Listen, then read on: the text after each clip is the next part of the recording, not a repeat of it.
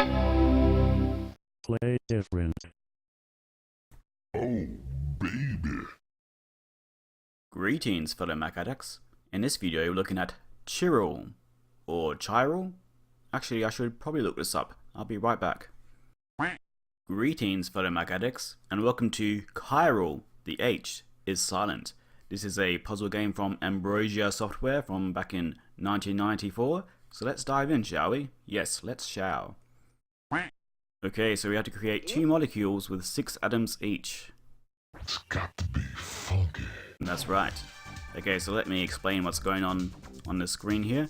So we have a time bonus down here, which gives you a time bonus when you finish the level. We have a score, 2 to go. That means we got 2 molecules to make before we go to the next level. This little lightning thing means we got 1 zapper thingamajiggy, and that means when this fills up, which will happen in a second, it will clear out like so. So that was our only one though, but you can get more in bonus levels. So this shows what pieces you can use. So the one on the bottom is what you're gonna put in the playfield. So let's do that. Doink and doink and so forth. And if this fills up and you don't have any lightning left, that's it. The game is over. So let me explain what's actually going on in this game now.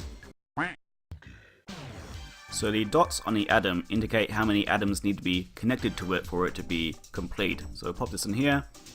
So I need 3 more connected to it. So I'll put this one here, which needs 4 connected to it. So now that only needs 2 more, and it needs 3 more. And this next one needs 2. So I'll pop that up here. So now it only needs 1 more connected to it. So for example, I'll put this one on top of it. And see the dots disappear because it's now complete. And so I'm going to fast forward a little bit so we can get a look at a complete atom. What I meant to say is, I can show you what a complete molecule looks like. You complete a molecule when you have a collection of atoms that don't need any more atoms connected to them. So now we're going to finish a molecule by placing this 2 atom down here, which should close this all up. Boom! Like that. As play progresses, walls are added which atoms can't connect through, which you can see here. The game uses these to design levels and increase the difficulty later on in the game.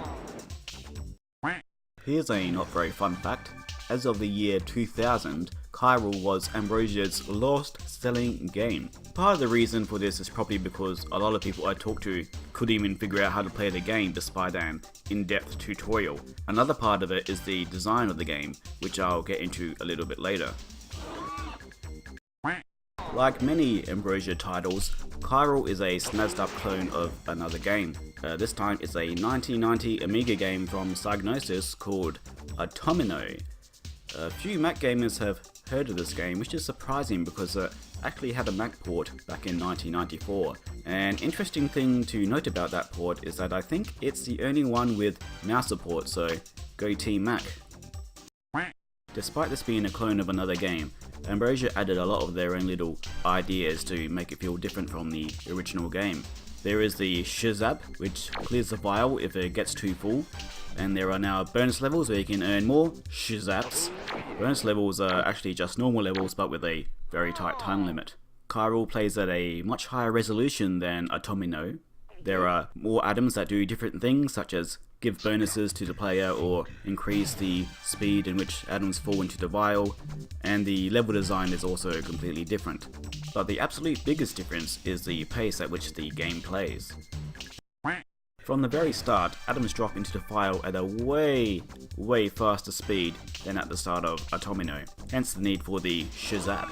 But the design of this game doesn't work as well at this pace, nor does it let you really get good at this kind of game before the speed ramps up as it does in Atomino. It works and feels better when you have more time to think about your movement. It also feels unfair when you get a bunch of 4-point atoms in a row because there's not much you can do with them. By extension, this makes the time bonus seem unfair because it really feels like it depends what atoms you get in the vial. As a result, as a score-driven game, Chiral feels quite a bit unrewarding. Chiral isn't as good as Atomino in other ways too. Atomino has a bonus endless mode, it communicates information to the player better, there is more variety in the levels including neat little puzzle levels, and generally it just feels better than Chiral. In conclusion, Chiral is not a bad game, but it's just not great either. It's polished and it's fun enough for a little while, but it really lacks that just one more game factor that a game of this style really needs. And that, my friends, is Chiral. Oh, baby.